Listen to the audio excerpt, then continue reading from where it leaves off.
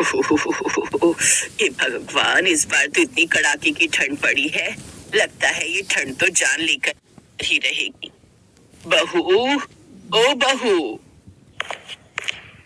जी माँ जी। बहू, अंगीठी में आग जलाकर तो दे दे, और हाँ, उसके बाद 15 लोगों का खाना भी बनाकर रख ले। क्या? 15 लोगों का खाना? लेकिन वो क्यों माँ जी? अरे, वो तेरी बरेली वाली बुआ सास आ रही है अपने परिवार के साथ। उनके घर में रेनोवेशन का काम चल रहा था। अगले कुछ दिनों तक वो यहीं रहेंगे। हे भगवान, अब इन सब लोगों को भी ठंड में आना था क्या? अब इतनी ठंड में मुझे 15 लोगों का खाना बनाना पड़ेगा। प्रियंका की सास उसे 15 लोगों का खाना बनाने का ऑर्डर देकर चली जाती है, और बेचारी प्रियंका कड़कड़ाती ठंड में रसोई में जाकर खाना बनाने लगती है। कुछ देर बाद मेहमान भी आ जाते हैं। अब वो सबको खाना परोसती है, फिर ठंड में ढेर सारे बर्तन धोती है। प्रियंका के परिवार में पहले ही उसकी ननद, देवर, सास, ससुर रहते थे। इतने सब लोगों का खाना बनाना ही उसको इतनी ठंड में भारी पड़ता था।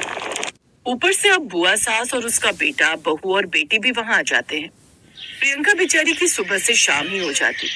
वाह बहू, खाना तो बहुत अच्छा बनाती है। अब तो जी चाहता है पूरी जिंदगी यहीं रुक जाओ। गीता भाभी तो जाकर आग जला, और बहू तो गाजर का हलवा बना ला। आज हम सब देर रात तक गप्पे मारेंगे, तब तक तेरा हलवा भी बन जाएगा। बेचारी प्रियंका सबको डिनर करवा कर, बर्तन धोकर, फिर सबके लिए रात के 11 बजे गाजर का हलवा बनाने में लग जाती है। पता नहीं कौन से कर्म किए थे जो इतनी ठंड में रजाई में होने की जगह किचन में खड़ी हो। और देखो तो खुद कैसे सबके सब आग तापते हुए ठहाके मारकर हंसे जा रहे हैं। हलवा बनाने के बाद प्रियंका सबको परोसती है। फिर रात को 2 बजे वो अपने कमरे में सोने जाती है। ऐसे ही 2 दिन बाद, बहू तू ऐसा कर, आज कढ़ी चावल बना ले, और वो भी पकौड़े वाली। मुंह बनाकर प्रियंका रसोई में चली जाती है और चावल धोने के लिए ठंडा पानी इस्तेमाल करती है। ओहो, इतना ठंडा पानी है, बाप रे। ऐसे में मैं अगर इतने लोगों का खाना बनाऊंगी तो क्या हालत होगी मेरी। पहले से ही मुझे जुकाम सा महसूस हो रहा है। तभी उसकी ननद रितु वहां आती है। भाभी क्या कर रही हो? खाना बनाओ ना, सब खाने का इंतजार कर रहे हैं, जल्दी करो। ये कहकर रितु वहां से चली जाती है। ये देख प्रियंका को बड़ा गुस्सा आता है, लेकिन बेचारी बहू थी इसलिए कुछ बोल नहीं पाती। फिर सबको खाना बनाकर परोसती है। इतनी ठंड में चावल क्यों बना दिए भाई? मुझे तो उन्हें देखकर ही ठंड लग रही है। ऐसा कर, मेरे लिए तो कुछ रोटियां ही सेक दे। तो मेरे लिए भी साथ में बना दे, और मेरे लिए भी। अब वो सबके लिए साथ में रोटियां भी बनाती है, फिर ठंड में सबके बर्तन धोती है। अच्छा भाभी, मेरे कपड़े प्रेस कर देना, कल मुझे कॉलेज जल्दी जाना है। और मेरे भी भाभी। फिर सोने से पहले वो सबके कपड़े प्रेस करती है, और अगली सुबह 5 बजे उठकर फिर से नाश्ते की तैयारी करने लगती है। लेकिन जैसे ही वो नल ऑन करती है, रसोई का नल टूट जाता है और सारा पानी उसके ऊपर गिर जाता है।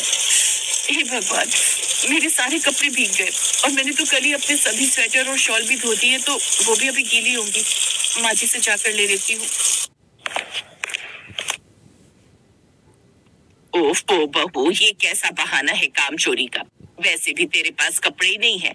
ये ले, ये हल्की सी शॉल है, इसे ओढ़कर ही खाना बना ले। वैसे भी खाना बनाते वक्त कौन सी ठंड लगती है, जा रसोई में। प्रियंका वो हल्की सी शॉल ओढ़कर रसोई में चली जाती है, लेकिन उससे भी उसकी ठंड नहीं रुकती, और वो बुरी तरह कांप रही होती है। कपड़े गीले होने के कारण उसे ठंड लग जाती है और वो बुरी तरह छींकने लगती है, लेकिन फिर भी वो सारे घर का काम करती है। अब तो उसको बुखार भी रहने लगता है, जिस कारण उसके हाथ से एक बार तो ट्रे भी गिर जाती है। माफ करना, वो मेरी तबीयत ठीक नहीं थी तो। हे राम, ये कैसी बहू लाई हो भाभी, एक नंबर की काम चोर आलसी। एक ट्रे भी ठीक से नहीं पकड़ी जाती इससे। मिल गई तुझे तसल्ली मेहमानों के बीच में मेरी बेइज्जती करवा कर। अरे ऐसा भी कौन सा हाई फीवर हो गया है तुझे? हल्की फुल्की छींके ही तो है। जाकर घर का सारा काम कर। अभी बर्तन, झाड़ू, पोछा, कपड़े सब पड़े हैं। उन्हीं गीले कपड़ों और हल्की शॉल में वो कपकपाते हुए घर का सारा काम करती है। सब काम निपटा कर वो कुछ देर आराम करने कमरे में जाती है। साथ ही अपना बुखार चेक करती है तो उसे 102 डिग्री बुखार होता है। तभी उसका पति ऑफिस से आ जाता है और अपने जूते कहीं तो जुराबे कहीं फेंकता है, जिसे देख प्रियंका, ये सब क्या है आयुष? तुमने सारा कमरा फैला दिया।